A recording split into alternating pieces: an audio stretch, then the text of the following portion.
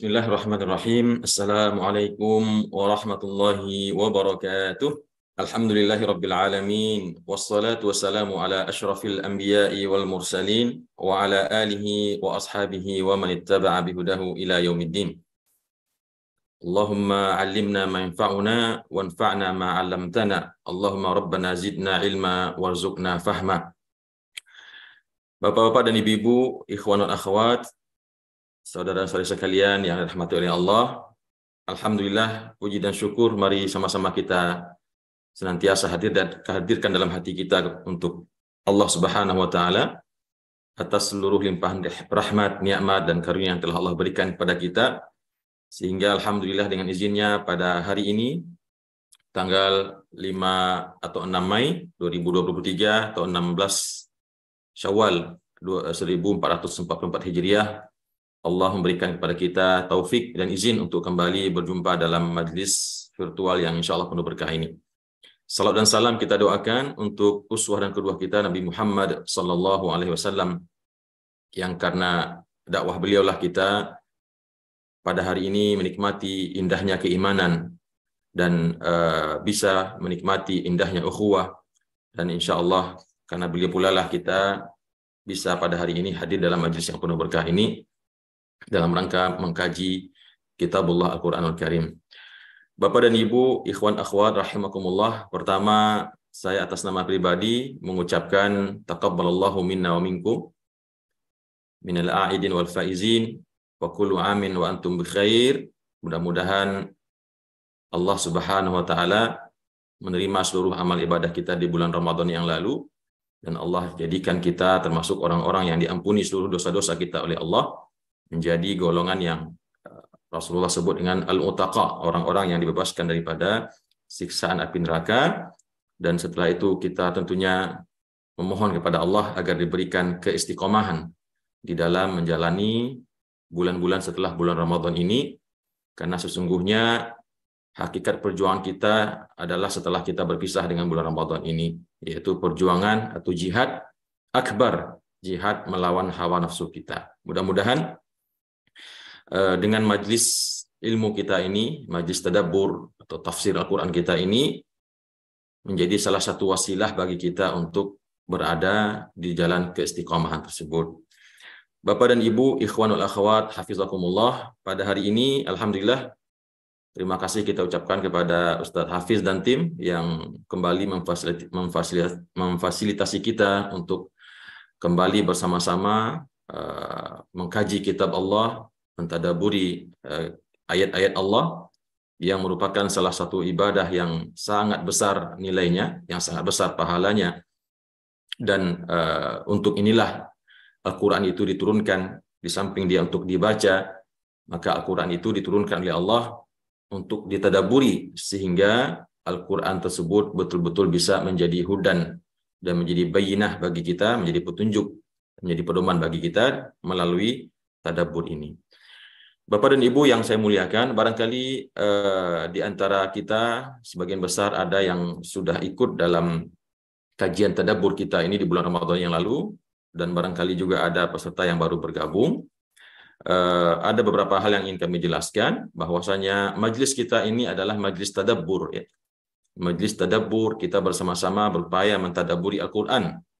Jadi saya tidak mengatakan ini majlis tafsir, karena untuk menjadi seorang mufassir, seorang yang ahli dalam mentafsirkan Al-Quran, sangat banyak syaratnya. Dan saya Al-Faqir dengan segala kerendahan hati mengatakan saya belum sampai ke level tersebut untuk menjadi seorang mufassir.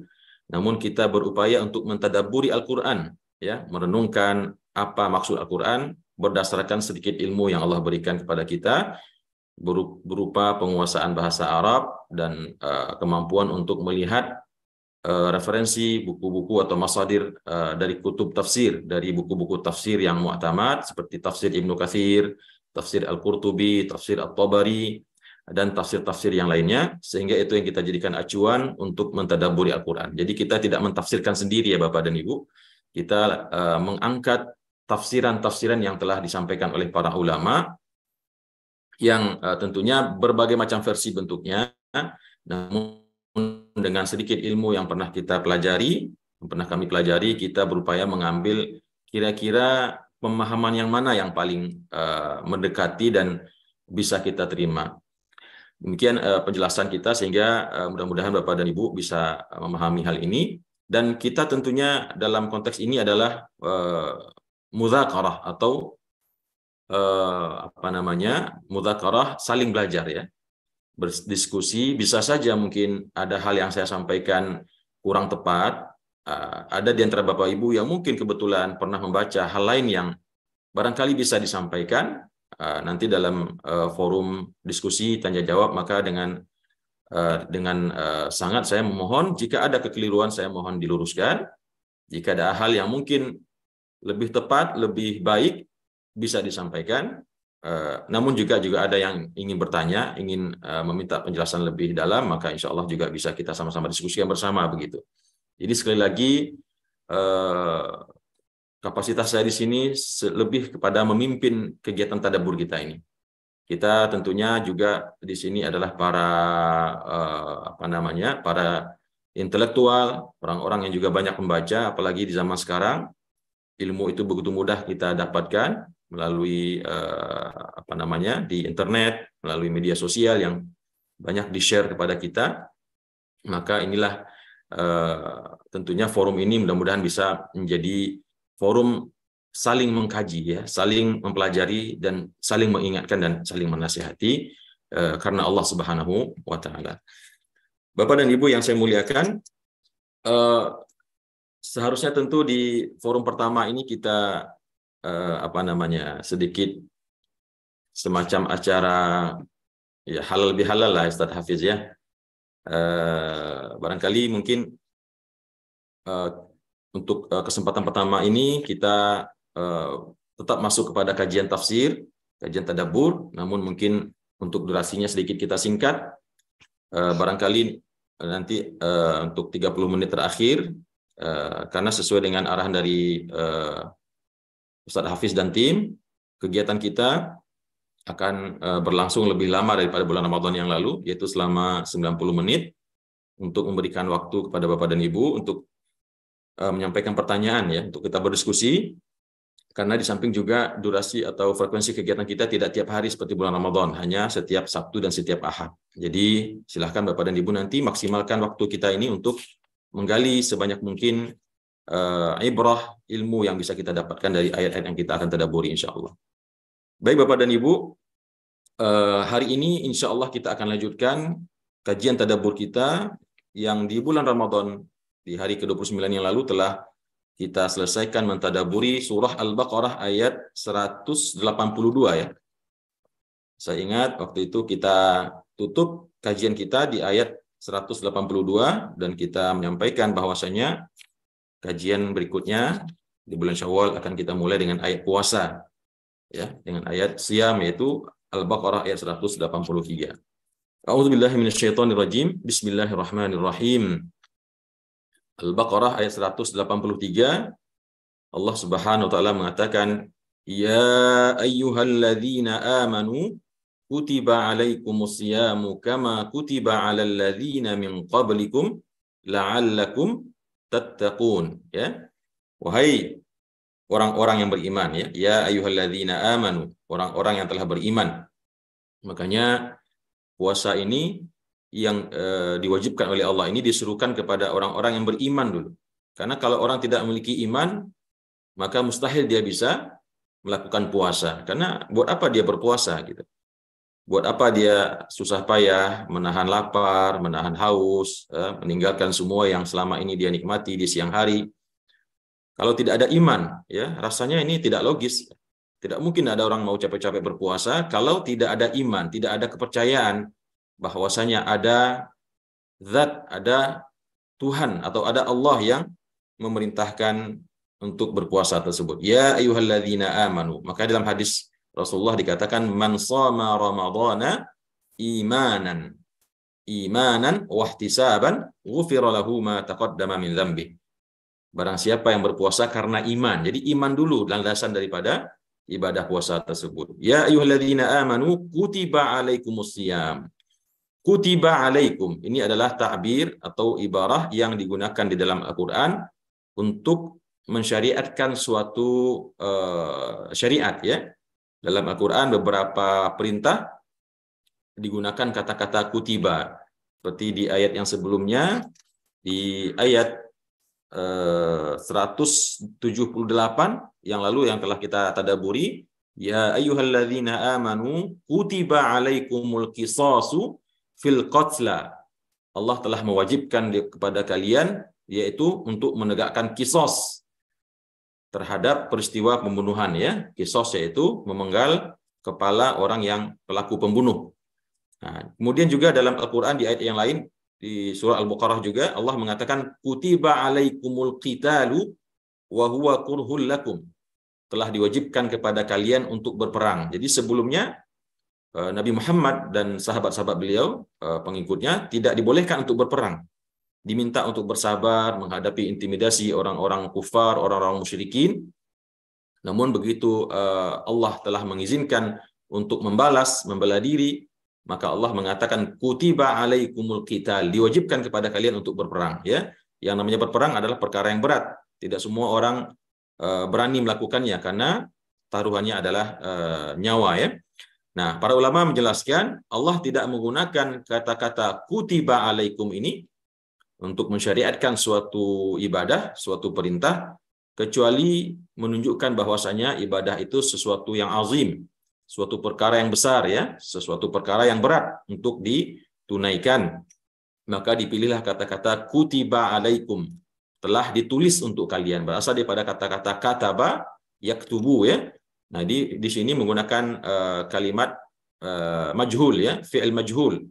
Kutiba alaikum, tidak disebut siapa yang mewajibkan, tapi diwajibkan kepada kalian ya.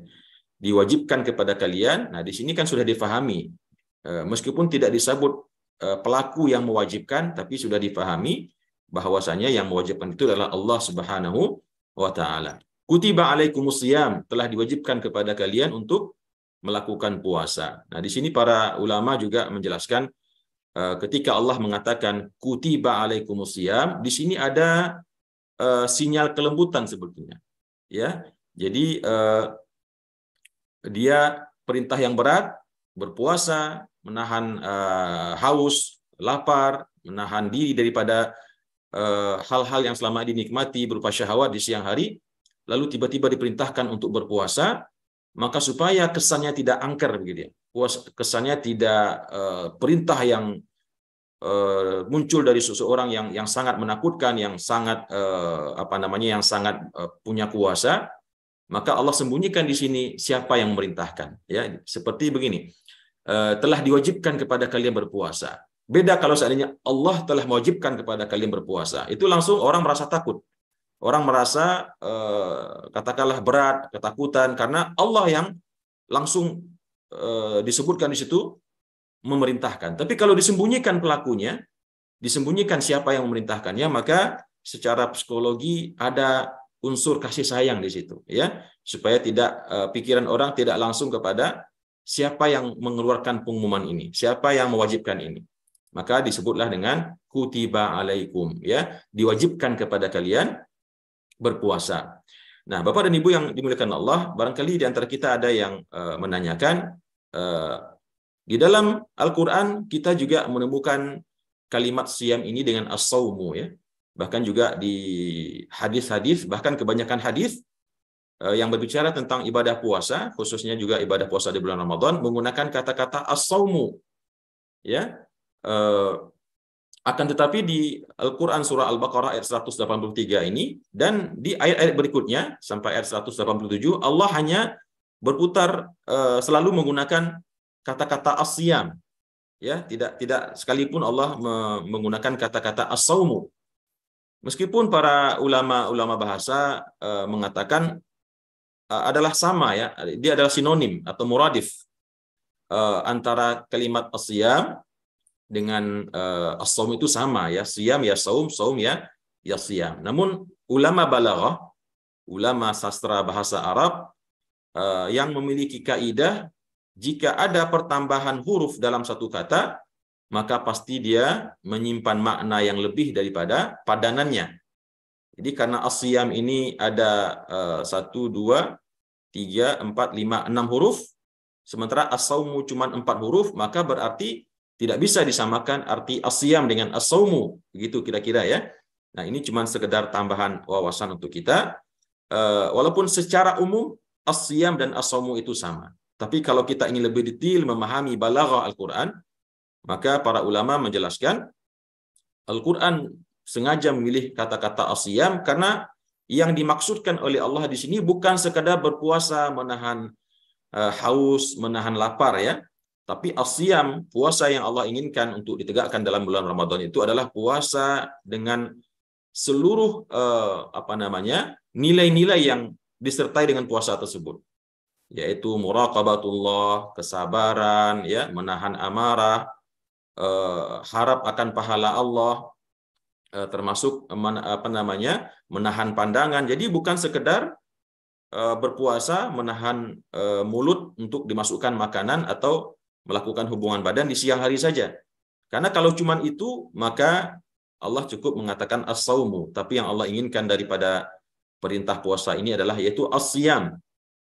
Ya, yaitu perbuatan menahan hawa nafsu di siang hari dengan segala nilai-nilai positif yang menyertainya, ya, berupa kesabaran, menahan amarah, muraqabatullah, ya, menjaga pandangan, tidak membicarakan aib orang lain, ya, tidak bersikap kasar, dan semua nilai-nilai yang seharusnya menyertai ibadah puasa tersebut, maka itulah yang dimaksud dengan as-siyam. Adapun as-saum oleh ulama balaghah dikatakan bisa jadi dia cuma berarti puasa begitu saja, puasa, bahkan dalam Al-Qur'an as-saum itu bisa diartikan tidak mesti puasa makan dan minum. Seperti yang dilakukan oleh Nabi Zakaria, inni nazartu lirahmani sauma, ya, falan ukallimal yauma insiya, atau Maryam, ya, yang bernazar karena beliau merasa dizalimi oleh orang banyak yang menuduh beliau berbuat yang tidak baik sehingga memiliki anak tanpa memiliki suami. Kemudian dia bernazar, inni nazartu lirahmani sauma, saya bernazar untuk berpuasa. Falan ukallimal yauma insiya, maka saya tidak akan bicara dengan siapapun hari ini. Jadi puasanya puasa bicara. Nah, jadi kalau as-saumu itu dia bisa puasa bicara, puasa mungkin untuk hal-hal tertentu lah. Tapi kalau as-siyam, maka dia pasti yang pertama yang dimaksud itu adalah puasa Ramadan, dan juga puasa-puasa yang lain, tapi dalam pengertian puasa yang kompleks, ya, puasa yang di samping menahan haus dan lapar, tapi juga menegakkan semua nilai-nilai yang terdapat dalam puasa tersebut. Namun para ulama juga ada yang membantah hal ini, yang mengatakan ternyata di dalam hadis-hadis Rasulullah ketika membahas tentang puasa Ramadan, semuanya Rasulullah menggunakan kata as-saumu, ya.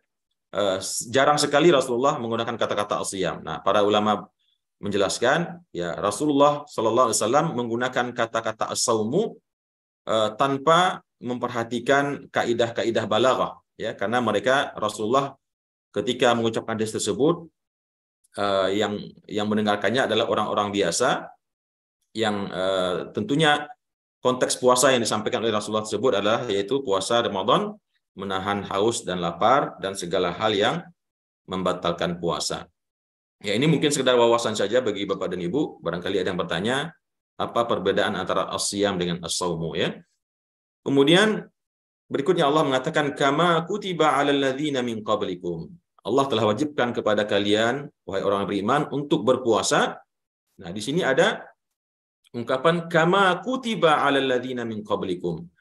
Nah, ini juga dalam ayat ini Allah menunjukkan lagi bahwasanya perintah ini bukan sesuatu yang sifatnya memberatkan.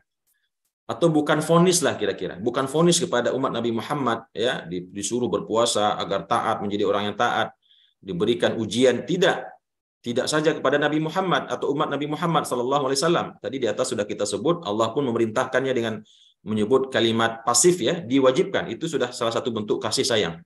Kemudian yang kedua, Allah juga untuk menunjukkan kasih sayang, tidak memberikan rasa berat kepada orang yang diperintahkan untuk berpuasa ini, Allah menambahkan dengan mengatakan kama kutiba 'alal ladzina min qablikum, sebagaimana puasa itu telah diwajibkan kepada orang-orang sebelum kalian, ya. Secara psikologi tentunya bisa kita rasakan ketika kita diperintah untuk melakukan suatu perkara yang besar, lalu orang yang memerintahkan mengatakan perkara ini juga telah dipajibkan kepada orang sebelum kalian, maka rasa heran, rasa rasa kesal, katakanlah begitu, atau rasa takut, ya, rasa berat itu bisa hilang, setidaknya menjadi ringan ketika kita mengetahui, oh ternyata perkara ini juga orang-orang sebelumnya telah diwajibkan, ya, orang-orang sebelumnya juga telah melakukan yang sama. Dan itu salah satu uslub atau gaya marketing, ya, di di dunia perdagangan, di pasar-pasar. Kalau kita ke Mangga 2 atau ke Glodok itu banyak kita menemukan cara-cara marketing. Ini juga sama loh Bu, begitu ya. Atau Pak, ini yang tadi juga baru beli juga sama, tadi harganya segini gitu. Bulan yang lalu juga segini harganya, ya. Sehingga orang yang mendengar langsung terhipnotis, langsung beli gitu ya, karena merasa derajatnya sama dengan yang lain. Nah, begitu juga Allah dalam perintah puasa ini mengatakan kama kutiba 'alal ladzina min qablikum. Sebagaimana puasa itu telah diwajibkan kepada orang-orang yang sebelum kalian. Karena memang puasa ini telah diwajibkan kepada umat-umat sebelumnya, kepada ahlu kitab, kepada orang Nasrani, kepada orang Yahudi, kepada umat-umat Nabi sebelumnya. Bahkan sejak zaman Nabi Nuh, puasa itu telah diwajibkan minimal 3 hari dalam sebulan, ya, dan itu terus berlaku sampai awal-awal dakwahnya Nabi Muhammad Shallallahu Alaihi Wasallam. Dan begitu juga Nabi Muhammad di antara syariatnya di awal Islam itu sebelum puasa diwajibkan, yaitu wajib berpuasa di bulan Muharram, ya, 10 Asyura, ya, 10 Asyura, sama dengan syariat ibadah puasanya orang-orang ahli kitab sebelumnya. Kemudian Allah menutup ayat ini dengan mengatakan la'allakum tattaqun, ya, la'allakum tattaqun. La'alla di sini kalau dalam bahasa Arab berarti dia huruf taraji atau tamanni, ya. La'alla sama dengan asa, ya, mudah-mudahan, ya, atau agar supaya kalian menjadi orang-orang yang bertakwa. Ada yang mengatakan di sini kata-kata pasti, ya. Ada sering kita dengar ustaz-ustaz atau guru mengatakan pasti kalian bertakwa. Nah, tentunya untuk mengambil kesimpulan dengan kata pasti, ya, tentu tidak tepat menurut kami, ya. Karena kalau pasti berarti setiap orang yang berpuasa dia pasti bertakwa, karena belum tentu. Setiap orang bertakwa itu puasa yang akan mengantarkan kepada ketakwaan itu puasa yang bagaimana dulu, ya. Barangkali kalau yang dimaksud dengan puasanya adalah asyam, menahan hausnya, laparnya, menahan semua larangannya, menahan juga menjaga akhlak-akhlak orang berpuasanya, maka barangkali ini yang dikatakan dengan kalau orang menegakkan asyam itu, maka pasti dia akan menjadi orang yang bertakwa, ya. Tapi mungkin lebih tepat kita sampaikan di sini la'allakum tattaqun itu agar kalian bisa menjadi orang bertakwa. Nah, di sini ada beberapa makna, ya Bapak dan Ibu, yang penting kita ketahui. Allah mensyariatkan ibadah puasa ini, Allah kunci ujung ayatnya dengan mengatakan la'allakum tattaqun, ya. Itu menggunakan kata-kata fi'il mudhari'. Apa itu fi'il mudhari'? Adalah fi'il kalau dalam bahasa Inggris namanya present continuous, ya. Kalimat yang sedang berlangsung atau yang akan berlangsung. La'allakum tattaqun, mudah-mudahan kalian bertakwa setelah berpuasa ini. Artinya apa?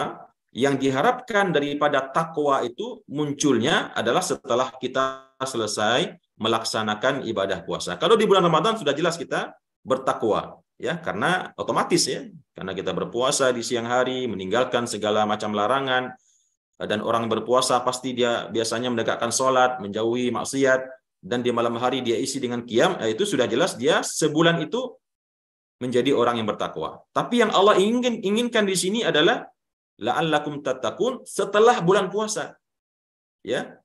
Karena fi'il mudhari' itu dia berlaku untuk saat itu dan yang akan datang. Jadi tidak saja di bulan Ramadan, tapi setelah bulan Ramadan itu selesai, yaitu di bulan-bulan yang berikutnya, termasuk di bulan sekarang ini bulan Syawal, ya. Jadi kalimat tattaqun di sini menyimpan rahasia yang cukup banyak. Yang pertama, dia berarti kontinuitas, ya, berlangsung terus. Puasa itu tujuannya agar melatih seseorang untuk senantiasa bertakwa. Jadi bukan sehari 2 hari bertakwa, tapi selalu bertakwa dan selalu berupaya menjadi orang yang bertakwa. Kemudian yang kedua, selain dia kontinu berlangsung terus, maka dia juga ada upaya di situ. Ada upaya untuk tetap menjadi orang yang bertakwa. Makanya Al-Qur'an tidak mengatakan agar kalian menjadi orang yang bertakwa, tidak. Tapi agar kalian senantiasa berupaya untuk menjadi orang yang bertakwa, atau agar senantiasa kalian berada dalam keadaan orang yang sedang melakukan ketakwaan. Itu makanya dibuat dengan kata kerja ya, bukan dengan kata benda atau subjek. Nah, ini diantara rahasia Allah menggunakan kalimat la'allakum tattaqun. Kemudian Bapak dan Ibu yang dimuliakan Allah, kita lanjut kepada ayat berikutnya. Barangkali nanti di ayat 183 ini ada yang ingin menambahkan, ya dipersilahkan ya, atau ingin bertanya nanti di sesi tanya jawab berikutnya insya Allah. Kemudian dalam ayat berikutnya Allah mengatakan ayyaman ma'dudat. Nah, ini juga bentuk kasih sayang Allah ya dalam memerintahkan ibadah puasa ini. Allah mengatakan ayyaman ma'dudat. Kalian diperintahkan berpuasa. Itu diperintahkan, satu itu sudah kasih sayang, diperintahkan. Disembunyikan siapa yang memerintahkan. Yang kedua, kama kutiba 'alal ladzina min qablikum.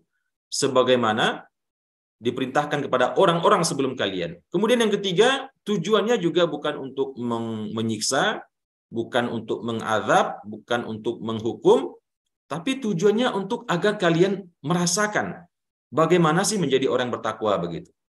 Ya, saya pernah sampaikan kalau tidak salah ya, bahwasanya ibadah puasa inilah wasilah yang Allah berikan kepada kita. Makanya puasa ini adalah rahmat ya, petunjuk bagi kita, yang Allah berikan jalan bagaimana untuk kita menjadi orang bertakwa. Kita dalam Al-Quran diperintahkan wa ma khalaqtul jinna wal insa illa liya'budun. Aku jadikan manusia dan jin itu hanya untuk menyembah kepadaku. Artinya mulai dari kita lahir atau usia balik sampai kita meninggal, seharusnya kita tuh beribadah terus, menjadi orang yang soleh, orang yang bertakwa. Namun dalam perjalanannya kita tidak bisa melakukan itu dalam keseharian kita. Ya, barangkali kalau sekedar sholat 5 waktu kita bisa sholat, ya, baca Quran, kadang baca, kadang tidak, ya. Kemudian juga menahan hawa nafsu, kadang kita bisa, kadang tidak, gitu. Nah, Allah tunjukkan bagaimana cara supaya kita menjadi hamba yang baik itu, yaitu dengan diberikannya kita perintah berpuasa di bulan Ramadan. Artinya apa Bapak dan Ibu? Allah menginginkan kita menjadi hamba itu seharusnya seperti keadaan kita di bulan Ramadan itu.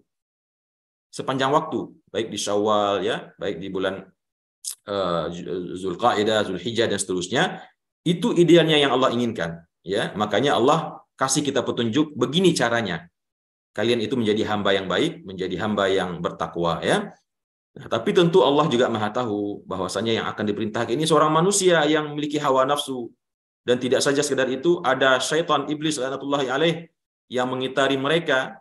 Maka Allah juga mengatakan dalam ayat berikutnya ayyaman ma'dudat. Ya, ini kasih sayang berikutnya. Allah mengatakan perintah berpuasa itu bukan 1, bukan 2 bulan, bukan 3 bulan, bukan 1 tahun, tapi Allah mengatakan hanya beberapa hari yang dihitung. Nah, di sini juga ada rahasia Bapak dan Ibu. Kenapa Allah tidak mengatakan 1 bulan saja? Karena kalau bicara 1 bulan beda ya psikologinya antara kita. Berapa lama puasa? 1 bulan. Berapa lama puasa? 30 hari. Nah, beda. Kalimat bulan dengan hari itu sudah berbeda ya. Kalau bulan itu kesannya lama, tapi kalau hari itu lebih singkat. Meskipun 30 hari sama dengan 1 bulan. Allah mengatakan ayyaman ma'dudat. Beberapa hari yang bisa dihitung ya. Nah, kenapa dikatakan ayyaman ma'dudat? Karena ada orang yang berpuasa tidak sampai 30 hari. Ada yang berpuasa, ibu-ibu terutama, cuma 22 hari atau 23 hari ya. Ada yang mungkin karena safar puasanya cuma 25 hari. Atau bahkan ada yang cuma puasa sanggupnya 3 hari, setelah itu sakit dan lain sebagainya. Maka Allah pilihlah kata-kata ayyaman ma'dudat. Hanya beberapa hari yang berbilang ya. Beberapa hari tertentu. Ya, bisa sebulan, bisa 30 hari, bisa kurang karena berbagai macam faktornya masing-masing.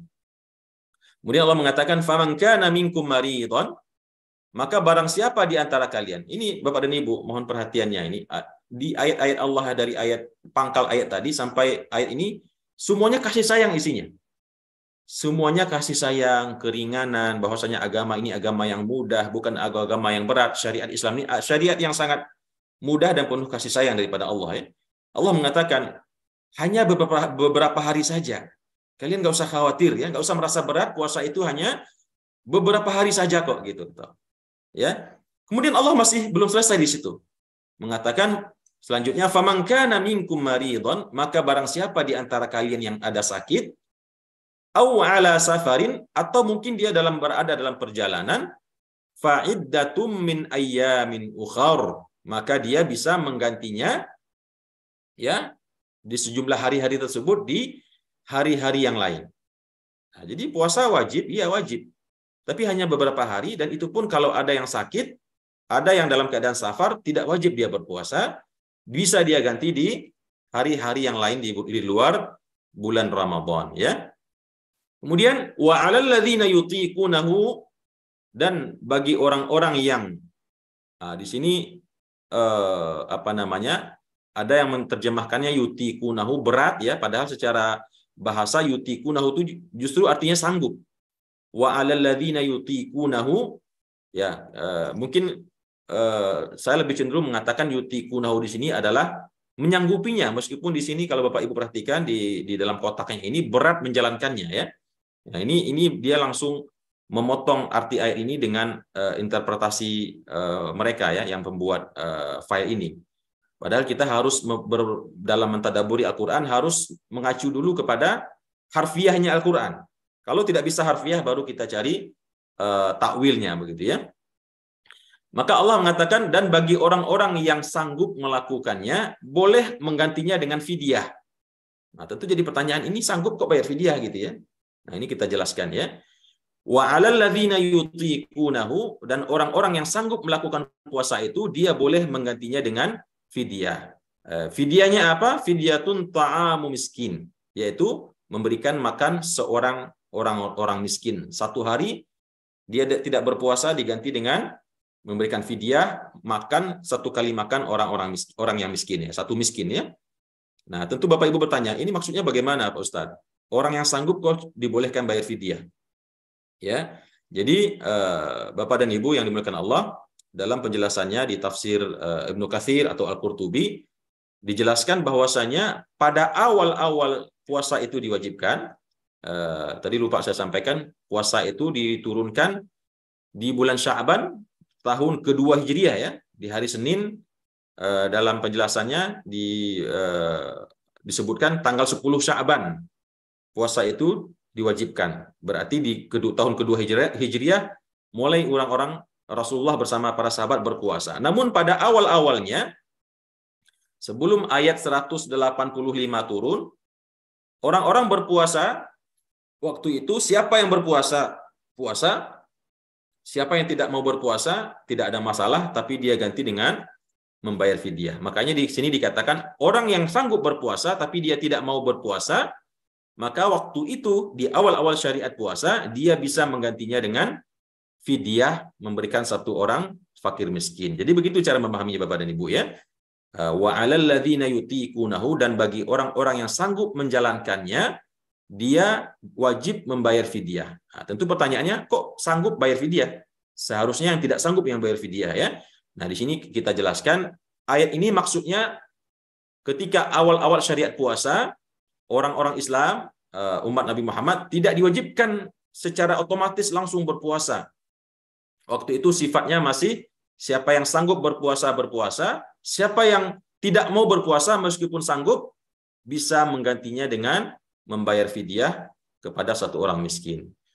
Ya, begitu cara memahaminya, dan ini penting untuk kita ketahui agar tidak salah dalam memahami ayat ini ya. Kemudian Allah mengatakan selanjutnya, faman tatawwa'a khaira, barang siapa yang mengerjakan kebaikan, yang faman tatawwa'a di sini artinya melakukan kebaikan yang lebih. Faman tatawwa'a itu tatawwa' berasal daripada kata tatawwa'a ya tatawwa'u, melakukan suatu kebaikan yang lebih daripada semestinya.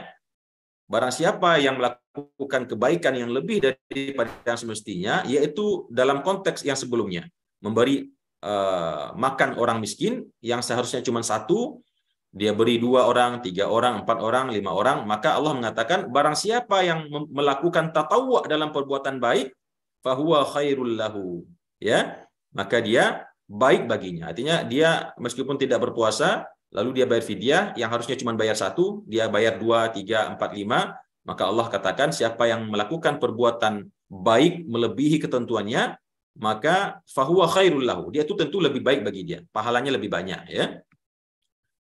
Kemudian kata Allah, wa antasumu khairul lakum. Ya, meskipun dibolehkan orang waktu itu tidak berpuasa meskipun sanggup, namun Allah mengatakan wa antasumu khairul lakum.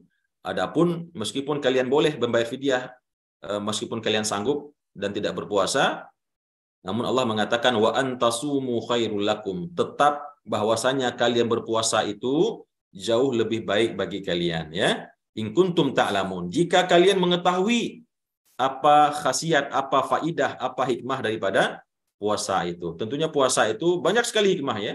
Buat melatih kesabaran, melatih muraqabatullah, menahan syahwat, bahkan juga memiliki dampak untuk kesehatan lambung terutama, ya. Maka Allah mengatakan puasa itu lebih baik untuk dilakukan jika kalian mengetahuinya. Nah, ini diberikan kepada orang-orang yang pada awal-awal syariat puasa itu sebagian mau berpuasa dan sebagian lagi meskipun sanggup tidak berpuasa menggantinya dengan fidyah. Ya, waktu itu tidak masalah. Ya, waktu itu tidak masalah karena ayat 185 belum turun untuk mewajibkan secara mutlak berpuasa itu. Nah, di sini begitu cara memahaminya Bapak dan Ibu, ya. Puasa itu tetap lebih baik meskipun kalian sanggup membayar fidyah karena tidak berpuasa jika kalian mengetahui hikmah atau kebaikan daripada puasa tersebut. Nah, lalu berikutnya Bapak dan Ibu yang dimuliakan Allah, baru turun ayat 185, ya. Di sini nanti kita baru bisa memahami puasa itu sudah menjadi wajib bagi semua orang, kecuali tetap bagi yang sakit dan ada uzur seperti melahirkan, menyusui dan orang-orang tua, ya. Tapi orang-orang yang sanggup tidak ada lagi dispensasi kecuali harus berpuasa, tidak bisa lagi diganti dengan bayar fidyah. Allah mengatakan syahrul Ramadan alladzi unzila fihil Quran. Bulan Ramadan itu adalah bulan yang diturunkan padanya Al-Quran. Nah, di sini informasi yang kita dapatkan di samping surah Al-Qadar, inna anzalnahu fi lailatul qadar. Sesungguhnya kami turunkan Al-Quran itu di malam Lailatul Qadar, ya, yaitu di bulan Ramadan, ya, malam Lailatul Qadar itu. Syahrul Ramadan alladzi unzila fihil Quran. Bulan Ramadan itu adalah bulan yang diturunkan padanya Al-Quran. Jadi mungkin ada yang bertanya, Ustaz, kan ada Al-Quran yang ayat-ayat Al-Quran yang tidak diturunkan pada bulan Ramadan. Ya, tidak saja di bulan Ramadan, betul, ya, karena Al-Quran itu turun dalam fase dakwahnya Nabi Muhammad di Mekah, Madinah, 22 tahun, 2 bulan, 22 hari. Tentu ada yang turun tidak di bulan Ramadan. Lalu bagaimana cara memahaminya ini? Syahrul Ramadan alladzi unzila fihil Quran. Bulan Ramadan adalah bulan yang diturunkan kepadanya Al-Quran. Nah, tentu cara memahami adalah maksud diturunkan di sini adalah diturunkannya Al-Quran dari Lauh Mahfuz, dari tempat Al-Quran itu berada di asalnya di sisi Allah, ya. Dari Lauh Mahfuz diturunkan ke langit dunia, tempat Al-Quran itu disimpan di dunia, ya, di langit, di sama'i dunia namanya. Untuk kemudian dari situlah malaikat Jibril sedikit-sedikit, perlahan-lahan, ayat demi ayat menurunkannya kepada Nabi kita, Nabi Muhammad, sesuai dengan kebutuhannya. Berangsur-angsur, kadang 2 ayat, kadang satu Al-Quran, 1 ayat surah penuh, kadang beberapa ayat, secara berangsur-angsur sesuai dengan kebutuhan peristiwa dan kejadiannya. Jadi maksud Al-Quran diturunkan secara di bulan Ramadan ini adalah diturunkan secara utuh dari awal surah Al-Fatihah sampai surah An-Nas. Itu diturunkan di bulan Ramadan dari Lauh Mahfuz, tempat menyimpan Al-Quran itu di sisi Allah, di arasnya itu, ke sama'i dunia, ke langit dunia, ya, tempat kalau bahasa kitanya tempat stoknya lah. Jadi di stok di sana gitu Al-Quran itu. Baru nanti malaikat Jibril secara berangsur-angsur terpisah-pisah menurunkannya kepada Nabi Muhammad SAW. Kemudian Allah mengatakan hudal linnas. Al-Quran itu menjadi petunjuk bagi manusia, ya. Wa bayyinati minal huda wal furqan. Dan dia di samping menjadi huda, menjadi petunjuk, dan juga terdapat di dalamnya penjelasan-penjelasan yang mana penjelasan itu akan menjadi petunjuk dan pembeda daripada yang hak dan yang batil. Jadi Bapak dan Ibu, di sini Allah mengatakan Al-Quran itu menjadi petunjuk. Nah, tentu banyak yang bertanya, bagaimana sih Ustadz Al-Quran itu menjadi petunjuk ya? Padahal apa namanya? Al-Quran itu cuman tebalnya cuman segitu saja. Bagaimana dia bisa mengatur urusan manusia, bahkan katanya mengatur urusan negara, mengatur urusan segala macam ya. Nah, tentu tidak bisa mendapatkan jawabannya kecuali orang yang mempelajari Al-Quran itu. Mulai dari membacanya dulu lah. Jadi hidayah Al-Quran itu Bapak dan Ibu mulai berkhasiat, mulai berfungsi sejak seseorang itu mulai membacanya dulu. Meskipun nggak paham, orang yang merasakan kegalauan hati, kekusutan pikiran, apa namanya lagi, perasaan yang gundah gulana, ya, yang apa lagi macam-macam lah ya Pak ya. Ketika dia mulai membuka Al-Quran, membacanya, di situ Allah mulai menurunkan fungsi huda ini. Tidak ada orang yang baca Al-Quran, bahkan hanya sekedar mendengarnya saja, kecuali dia akan mendapatkan ketenangan hati. Dia akan mendapatkan ketentraman hati, kedamaian dalam hatinya. Karena Al-Quran itu mukjizat sejak daripada huruf-hurufnya, sejak daripada kalimat-kalimat yang dibacanya itu. Belum lagi soal isi dan kandungannya dan petunjuk-petunjuk serta arahan-arahannya. Ini baru bacanya saja gitu. Bahkan kalaupun tidak paham sekalipun, ya, saya punya eksperimen terhadap anak bayi saya ya Bapak dan Ibu.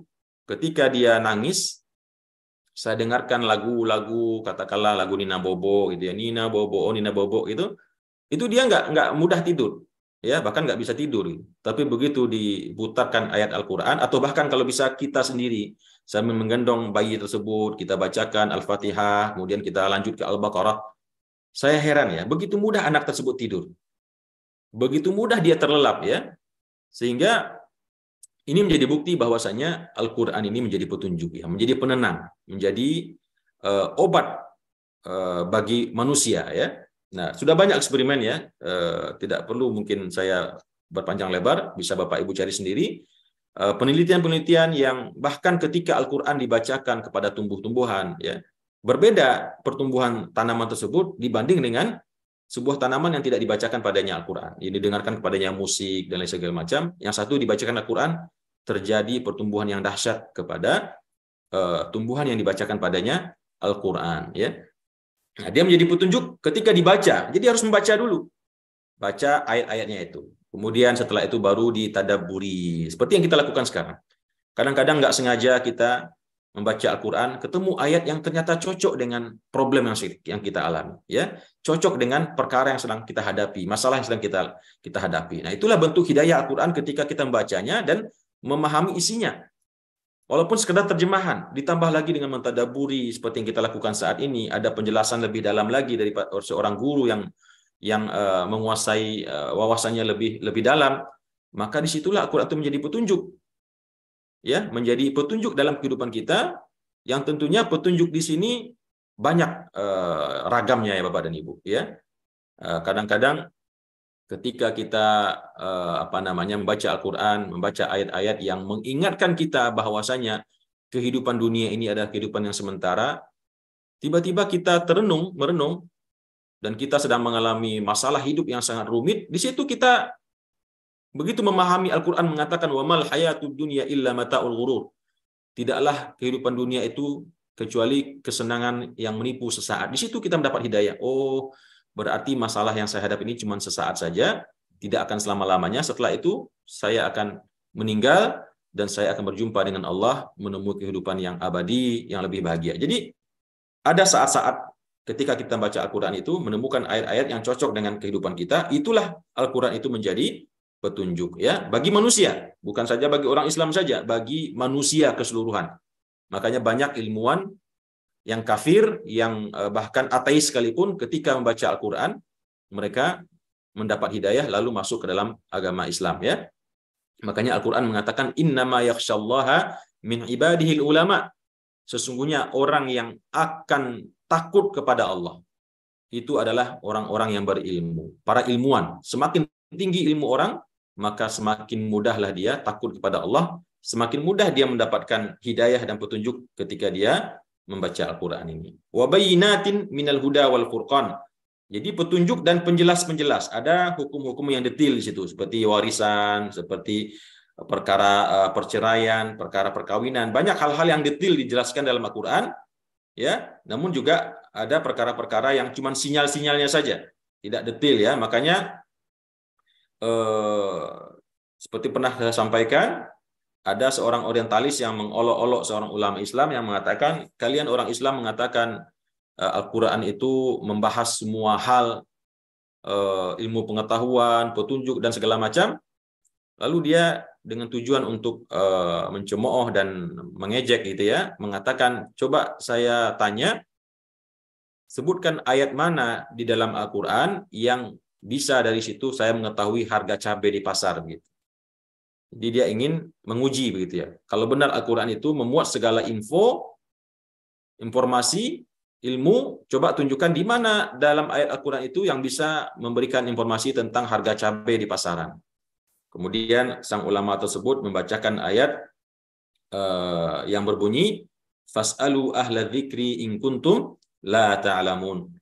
Yang artinya, bertanyalah kepada ahlinya jika kalian tidak mengetahui. Kalau begitu, kalau kamu ingin tahu harga cabai di pasaran, pergilah ke pasar, bertanya kepada penjual cabai di sana, berapa harga Pak cabai. Lalu orientalis itu terkesima ya, benar juga. Ya, karena Al-Quran itu tidak mungkin membuat detail harga cabai berapa, harga bawang berapa, tidak. Tapi Al-Quran menyimpan sinyal-sinyal, petunjuk-petunjuk. Kalau ingin tahu segala sesuatu, tanya kepada ahlinya. Jadi kalau kita ingin bertanya sesuatu yang kita tidak tahu, apa pesan Al-Quran? Fas'alu ahla dzikri in kuntum la ta'lamun. Tanya kepada orang yang berilmu, tanya kepada ahlinya kalau kita ingin tahu suatu perkara. Nah, ini sudah bukti bahwasanya Al-Quran itu menyimpan petunjuk-petunjuk dan pedoman-pedomannya. Dan wal furqan, hal-hal yang membedakan antara yang hak dan yang batil. Kemudian Bapak dan Ibu yang dimuliakan Allah, berikutnya Allah mengatakan, faman syahida minkumus syahra falyasum. Nah, di sini Bapak dan Ibu, di potongan ayat inilah kemudian sejak itu ketika ayat ini turun, puasa itu menjadi wajib bagi semua orang, baik yang mau puasa atau yang tidak mau puasa tapi dia sanggup tapi memilih membayar fidyah. Itu dihapuskan ya, dinasakh, sehingga sejak saat itu yang saya tidak menemukan keterangan berapa lama waktu itu para sahabat boleh mengganti puasa dengan fidyah meskipun mereka sanggup, tapi yang jelas tidak lama ya, karena ayat ini berdekatan turunnya. Setelah itu Allah mengatakan, faman syahida minkumus syahra falyasum. Barang siapa yang melihat bulan ini datang, maka hendaklah dia berpuasa. Wajib dia berpuasa. Jadi nggak ada lagi cerita diganti dengan fidyah-fidyah ya.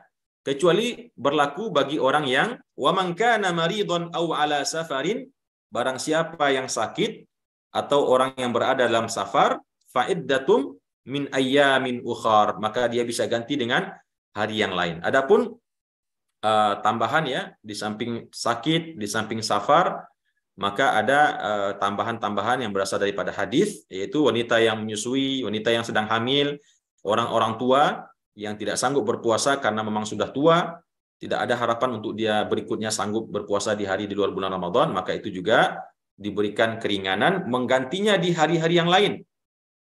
Ya, atau membayar fidyah. Nah, ini memang agak detail, agak kompleks kalau kita jelaskan hukum antara membayar fidyah atau mengganti dengan puasa ya. Mudah-mudahan nanti ada sesi kita jelaskan karena banyak khilafiyah ulama di situ. Misal kalau orang sakit sudah jelas. Kalau sakitnya itu sakit sementara hanya di bulan Ramadan saja, kemudian dia setelah itu sehat, maka di luar bulan Ramadan dia wajib mengganti hari-hari yang dia tidak berpuasa karena dia sakit di bulan Ramadan. Itu sudah jelas. Tapi kalau sakitnya sakit yang menahun, sakit yang sudah akut, yang tidak mungkin sembuh, dan dia menanggung sakit itu sepanjang waktu, maka kepada orang ini tentu tidak bisa dikenakan kewajiban mengganti puasa. Maka dia otomatis menggantinya dengan fidyah. Ya, itu satu untuk orang sakit. Kemudian yang kedua untuk orang yang safar. Untuk orang yang safar, maka pilihannya adalah mengganti puasa saja, tidak membayar fidyah ya, atau tidak dua-duanya. Jadi mengganti puasa saja, tidak bisa diganti dengan membayar fidyah. Nanti detailnya lagi, apakah ketika safar mana yang lebih utama, puasa atau berbuka. Nah, ini khilafiyah juga. Ada yang mengatakan kalau perjalanannya secara waktu singkat meskipun secara jarak jauh karena sekarang ada pesawat terbang, lebih baik puasa. Contoh dari Jakarta ke Surabaya, secara jarak mungkin 900 kilo, jauh sudah boleh dikatakan safar, boleh tidak berpuasa, tapi secara waktu cuman 1 jam. Dia berangkat jam 7 pagi sampai 8 pagi, masih ada sekian jam lagi dia bisa berpuasa. Maka ada yang mengatakan yang utama dia berpuasa. Tapi ada yang mengatakan ketika dia sudah safar, dan safar itu adalah patokannya jarak, dan Allah senang ketika diberikan seseorang itu keringanan untuk diambil keringanannya. Bahkan ada yang mengatakan Allah akan bukan marah ya, ngambek lagi itu kira-kira. Ketika diberikan seseorang keringanan tidak diambil, maka dalam konteks ini lebih baik orang itu tidak berpuasa meskipun perjalanan cuma 1 jam, tapi kan secara jarak sudah lebih dari 100 kilo atau 90 kilo lebih ya. Nah, itu khilafiyah, kita mau ambil yang mana ya kembali kepada kita masing-masing. Tapi kalau saya pribadi lebih mengambil kondisional ya. Kalau dikira di hari-hari biasa kita sibuk, tidak sanggup berpuasa karena banyak tanggungan kegiatan dan lain-lain, ya lebih baik puasa saja, toh juga cuma 1 jam perjalanan kan. Nah, tapi kalau kira-kira di hari lain, setelah bulan Ramadan kita longgar, tidak susah untuk berpuasa, ya lebih baik ambil hidangan Allah ini, ambil dispensasi Allah, karena di situ ada kelebihan pahala yang Allah berikan ya. Nah, itu untuk orang yang safar. Nah, ada lagi untuk orang yang menyusui dan ibu hamil. Nah, ini kemudian sebelum ke sana orang tua dulu ya Bapak dan Ibu. Orang tua itu sudah jelas yang tidak sanggup lagi berpuasa cuman bayar fidyah saja. Dia tidak wajib menggantinya sama sekali. Bayar fidyah. Nah, makanya agak detail ya, kalau orangnya meninggal seperti apa nanti mungkin perlu waktu khusus untuk menjelaskannya. Tapi yang jelas orang tua hanya wajib membayar fidyah. Nah, yang agak rumit terkait wanita hamil dan menyusui. Karena ada perbedaan ulama di situ. Ada yang mengatakan kalau seandainya yang ditakutkan adalah bayinya ketika dia mengandung atau ketika dia menyusui, dia takut kalau dia puasa yang mendapat mudarat itu bayinya, maka dia wajib bayar fidyah dan juga berpuasa sekaligus di luar bulan Ramadan. Tapi seandainya yang dikhawatirkan itu dirinya sendiri, karena dia hamil ya, kalau puasa nanti kurang asupan, nanti pingsan, atau karena dia menyusui lalu berpuasa takut nanti pingsan dan lain sebagainya, maka yang dalam hal seperti ini hanya diwajibkan mengganti puasa saja, tidak membayar fidyah.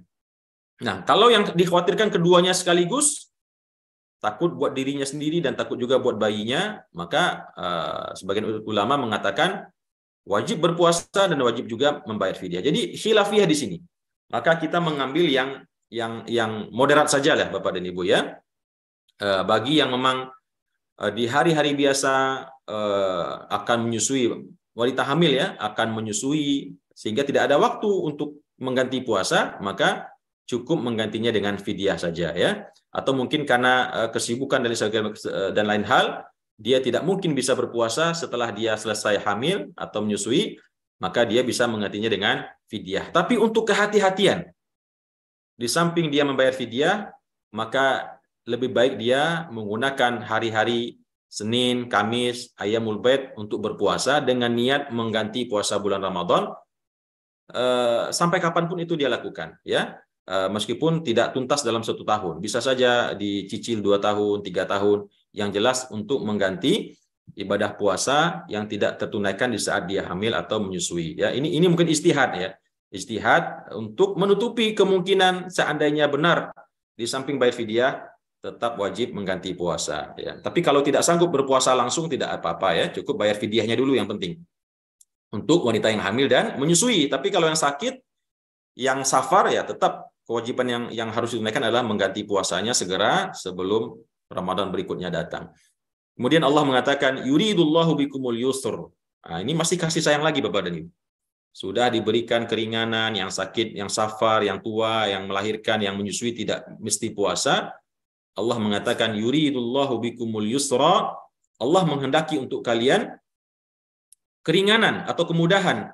Wala yuridu bikumul usr, dan sama sekali Allah tidak pernah menginginkan untuk kalian keberatan, kesukaran dan kesusahan ya dengan memerintahkan puasa ini ya. Semuanya ada keringanannya dari Allah. Tidak mesti dipaksakan berpuasa kalau sakit, kalau safar, kalau menyusui, hamil, ya, keadaan-keadaan yang berat ya.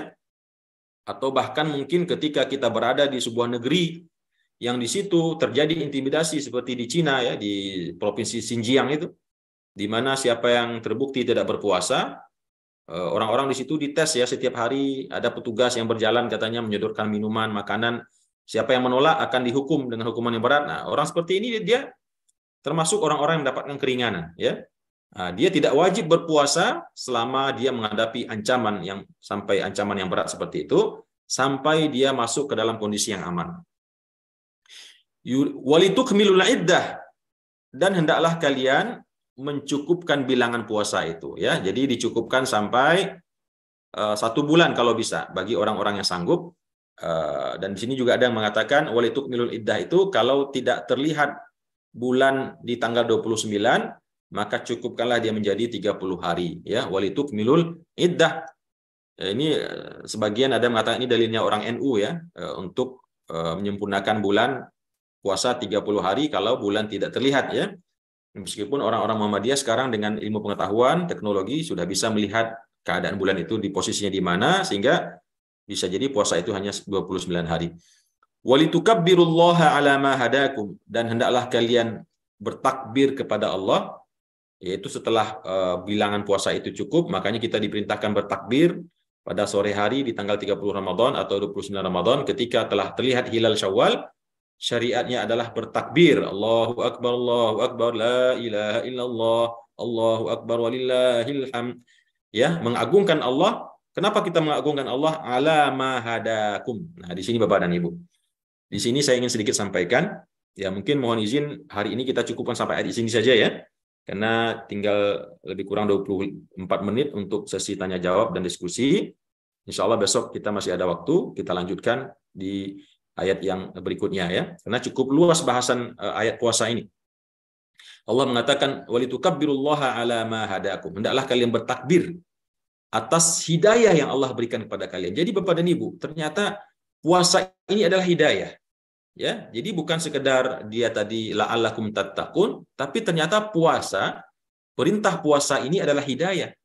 Kenapa demikian? Allah mengatakan sendiri dalam Al-Qur'an, "Walitukabbirullaha 'ala ma hadakum." Hendaklah kalian bertakbir mengagungkan Allah. Kenapa? Atas petunjuk yang Allah berikan kepada kalian. Petunjuk apa? Petunjuk untuk menemukan jalan bagaimana caranya menjadi orang yang bertakwa.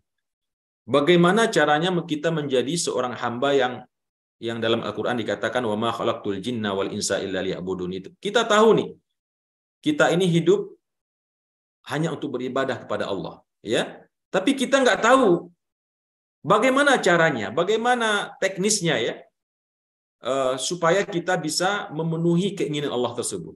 Karena di hari-hari biasa banyak hal yang tidak bisa kita tegakkan ya, mungkin yang wajib-wajib saja gitu, tapi banyak kebohongan ya, maksiat mata, maksiat telinga, maksiat lidah, sering kita lakukan itu.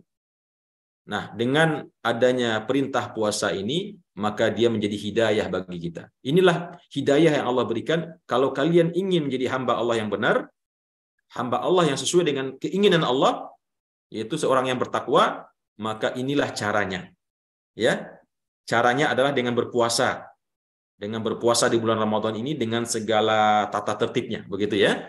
Nah, makanya Allah mengatakan walitukabbirullaha ala ma hadakum wa la'allakum tashkurun. Jadi puasa ini adalah hidayah. Nah, maka dalam surah yang lain Allah mengatakan famay yuridillahu an yahdiyahu yashrah sadrahu lil Islam. Apa tanda-tanda orang yang mendapatkan hidayah Bapak dan Ibu? Dalam Al-Quran dikatakan, فَمَنْ يُرِدِ اللَّهُ أَنْ يَهْدِيَهُ يَشْرَحْ صَدْرَهُ لِلْإِسْلَامِ. Surah Al-A'raf ya, ayatnya saya lupa. Barang siapa yang Allah ingin memberikan dia petunjuk, apa yang Allah lakukan kepada orang tersebut? Allah akan membukakan hati sanubarinya untuk menerima Islam. Apa maksudnya menerima Islam di sini Bapak dan Ibu? Ya, kita sudah Islam nih. Lalu Islam yang bagaimana yang kita terima? Tentu yang dimaksud dengan Islam di sini adalah Islam yang kafah. Ya ayyuhalladzina amanu dukhulu fis silmi kafah. Masuklah kalian kepada agama Islam itu secara totalitas. Ya, dari sisi akidahnya, dari sisi ibadahnya, dari sisi muamalahnya, dari sisi akhlaknya.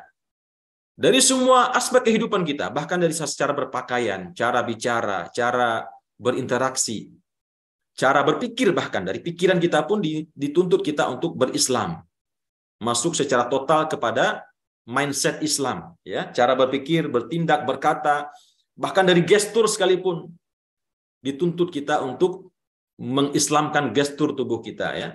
Oh, Ustadz, ada pula gestur Islam? Ada. Rasulullah itu lengkap mencontohkan bagaimana Islam yang kafah itu, bahkan dari gestur-gesturnya sekalipun. Rasulullah itu ketika berbicara dengan orang lain, Bapak dan Ibu, tidak pernah kecuali ketika ada orang yang memanggilnya, dia menghadapkan seluruh badannya kepada orang tersebut. Ya, dan menghadapi orang tersebut dengan muka yang berseri-seri. Itu kan gestur, ya. Nah, di situ orang merasakan kecintaan kepada Rasulullah dan mudah orang mendapatkan hidayah. Nah, itu juga petunjuk bagi kita melalui Islam ini.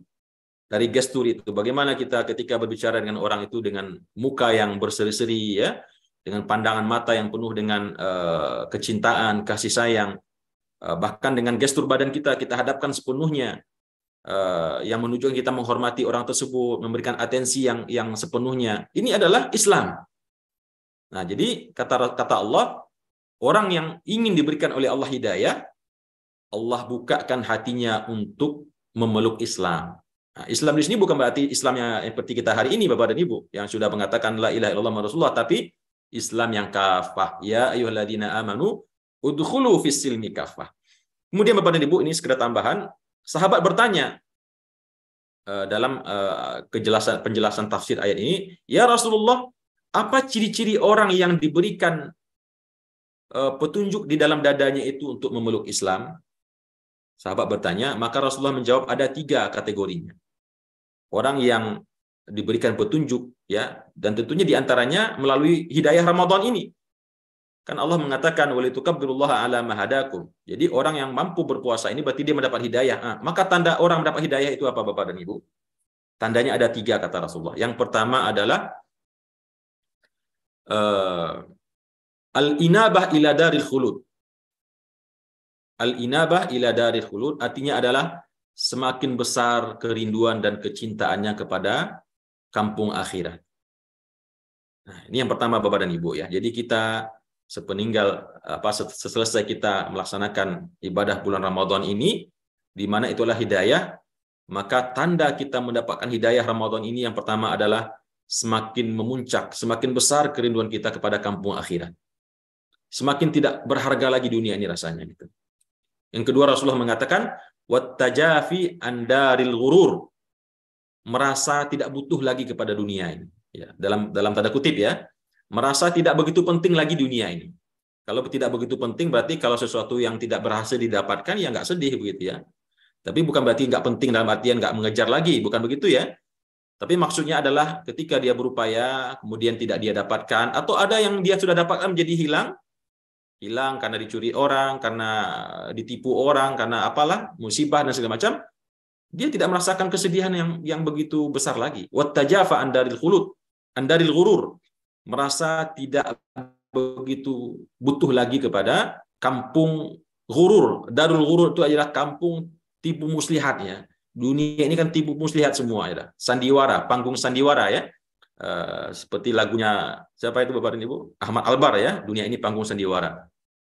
Dia tidak merasakan lagi kecintaan yang berlebihan kepada dunia. Kemudian yang ketiga adalah wal isti'dadu ilal mauti qoblal mauti, dan mempersiapkan kematian sebelum kematian itu datang. Jadi ini 3 kategori orang yang mendapatkan hidayah.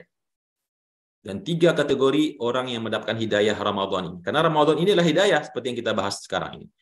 Jadi orang yang pertama mendapatkan hidayah Ramadan itu di antara tanda-tandanya adalah semakin cinta dan rindu hatinya kepada akhirat, menjumpai kehidupan yang hakiki, berjumpa dengan Allah, berjumpa dengan Rasulnya, berjumpa dengan orang-orang yang soleh di akhirat sana. Yang kedua, semakin berkurang keterikatan hatinya, keterpautan hatinya kepada dunia. Dan yang ketiga, dia semakin giat untuk mempersiapkan dirinya menjumpai kematian sebelum kematian itu datang. Kemudian Allah tutup ayat ini dengan mengatakan wala'allakum tashkurun, dan mudah-mudahan dengan hal ini semua di atas kalian bersyukur kepada Allah Subhanahu wa taala. Jadi puasa ini adalah nikmat, puasa ini adalah karunia, Ramadan ini adalah berkah, hidayah yang patut kita syukuri, karena dengan inilah Allah menggiring kita menjadi hamba yang seutuhnya, hamba dalam konteks yang Allah inginkan, yaitu hamba yang muttaqin, hamba yang soleh, hamba yang mukmin, hamba yang muhsin, dalam artian yang sesungguhnya. Demikian Bapak dan Ibu, kajian kita pada pagi hari ini. Mohon izin atau mohon maaf, tidak sampai kepada ayat 187 seperti yang kita rencanakan. Kita cukupkan dulu sampai ayat 185 ini, karena bahasanya cukup luas ya, terkait ayat-ayat puasa ini. Insya Allah besok akan kita lanjutkan ayat-ayat yang tadi belum kita bahas. Demikian Bapak dan Ibu, masih ada 15 menit waktu tersisa untuk kita tanya jawab. Silahkan Bapak dan Ibu jika ada yang ingin menambahkan atau mengkoreksi atau bertanya, silahkan. Demikian dari saya. Terima kasih atas perhatian dan mohon maaf atas salah dan khilaf perkataan. Aku qouli hadza wa astaghfirullah li wa lakum. Wassalamualaikum warahmatullahi wabarakatuh.